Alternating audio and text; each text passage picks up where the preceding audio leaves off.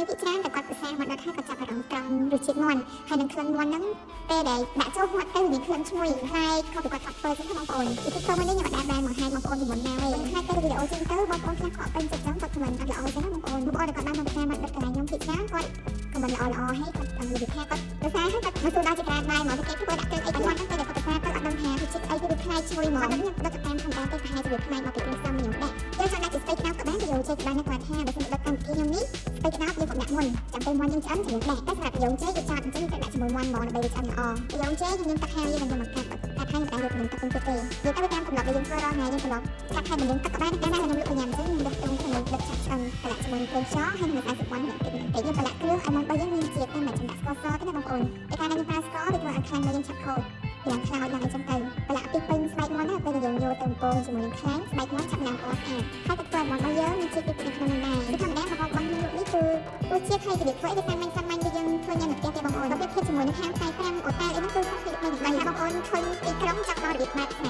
5ចូលហើយយើងទៅខុសហើយគ្រឿងរបស់យើងនេះក៏លោកក្រែមានលក្ខណៈខ្សោះទឹកក្រហមចាប់ម៉ាត់ឆ្នាំនេះគេយកចេកជាមួយសាច់ដូងបាក់ឡើងតិចៗរំទុកចោលសិនទៅមួយខ្លាញ់របស់យើងគឺចាប់បានផ្នែកល្មមអញ្ចឹងយើងយកមករបស់យើងនេះមកពងប៉ុន្តែយើងពងទៅខាងស្បែកមុនហើយមាន់របស់យើងហ្នឹងវាក្រហមទៅស្បែកទៅវាកាន់បាច់យកស្អិននេះធ្វើឲ្យពណ៌មាន់នេះស្អាតតិចណាស់តែនេះបើសិនយើងចង់បានពណ៌ក្រហមស្អាតមែនតើហ្មងប្រឡាក់ជាមួយទឹកស្អៀវខ្មៅឬក៏ទឹកស្អៀវខាប៉ុន្តែបើថាចង់បានពណ៌ធម្មតាខ្ញុំចិត្តប្រឡាក់គ្រឿងទៅចូលជាតិសាប់ជាមួយមាន់ផងហើយគ្រឿងនេះដាក់ក្នុងឆ្នាំងវិញទៅពេលឆ្នាំងយើងក្តៅចាក់ខ្លាញ់ចូលបន្តិចណាដើម្បីរំលឹងគ្រឿងនៅក្នុងនោះឲ្យឈ្ងុយជាមួយសាច់ដូងជាមួយអីហ្នឹងមាន់របស់យើងក៏ចង់បានពណ៌នេះស្អាតប៉ុណ្ណឹងបងប្អូនតែប៉ុណ្ណឹងទៅបានដឹកក្នុងឆ្នាំងខុសពីដឹកក្នុងប៉ោតឬដឹកក្នុងរងបើសិនជាយើងចង់ចំណាយពេលច្រើនឬក៏យើងមានឧបករណ៍ប្រើប្រាស់ស្រាប់វាស្រួលតែសម្រាប់បងប្អូនណាមានប្រើឆ្នាំងគ្រឿងកាំងចឹងណាដឹកបានឆ្ងាញ់តែខ្លះរបស់ខ្លះយើងមិនគាត់ទៅយើងញ៉ាំមកពេលហ្នឹងមិនចាំទៅដឹកអ្នកធ្វើឲ្យវាខាត់ទៅវេលាយើងខ្លាំងពេកសម័យនេះតែកម្លេចខ្លាំងពេកអ្នកពុះឲ្យទាំងខ្ញុំទាំងបងប្អូនមែនអត់ដូច្នេះបើសិនបងប្អូនមើលវីដេអូនេះទៅតាមអត់ដឹកទេមិនឃើញអញ្ចឹងបើសិនបងប្អូនដឹងពីវិធីធ្វើអាចខមមិននៅខាងក្រោមនេះបានចែកគ្នាអស់គ្នាដើម្បីបងប្អូនផ្សេងៗទៀតគាត់ហ្នឹងគាត់បានមើលទៅគាត់ចេះធ្វើដែរតែខ្ញុំវិញគឺចេះធ្វើអីងាយៗស្រួលតែធ្វើមិនឲ្យរសជាតិនិងគុណភាពដែលស្របទៅតាមគ្នាដែរ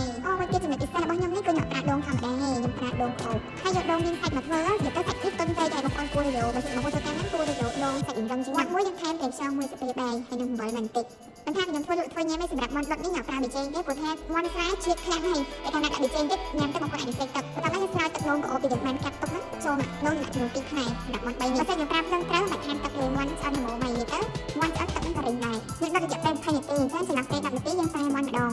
ដឹកមាន់រយៈពេល20នាទីឆ្អិននេះវាអាស្រ័យទៅលើឆ្នាំងរបស់យើងឆ្នាំងយើងក្រាស់គម្របបិទចិត្តល្អបើសិនជាបងប្អូនឃើញអញ្ចឹងជំនាញតែហើយមាន់របស់យើងឆ្អិនមកទឹកស្រស់ឆ្ងាញ់ទៀតតែយើងប្រើឆ្នាំងស្មៅហាក់បានបិទក្រោមមកវាអាចចូលដល់40នាទីដល់ទៅមាន់ឆ្អិនហើយទឹកមាន់ក៏ទៅឆ្ងាញ់ដល់ស្កមើលពីមាន់របស់យើងឆ្អិនហើយទឹកវាក៏រីងល្មមមានទឹកដើមយកពណ៌មាន់ចំហក្រោកចោលទៅយើងចេកអីមួយតែឆ្អិនល្មមយើងចោលទាំងអស់មកដើម្បីកុំឲ្យវាស្វិតទៅអស់ហើយពេលនេះយើងបាច់ប្រើភ្លើងខ្លាំងទៅប្រើភ្លើងតិចល្មមទៅមើលពណ៌មាន់របស់យើងវាស្រស់ស្អាតហើយយើងទៅចាក់យើងចេកវាខាងស្រាំចូលមកវិញឲ្យយើងចេកក្នុងមាន់របស់យើងមានពណ៌ស្អាតស្រស់នេះចូលដូងនឹងផ្សាយណាជួយតំណាងឲ្យសម្រាប់ដូងនិងសាច់ខ្លាយអាយទៅអូមាន់នេះវាថាផ្ទៃហើយក្លិនឈ្ងុយមែនតើកំពុងតែមើលចុច follow page ម្នាក់មួយផងណា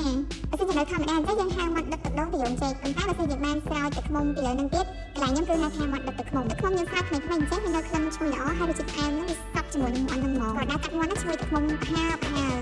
បាទបង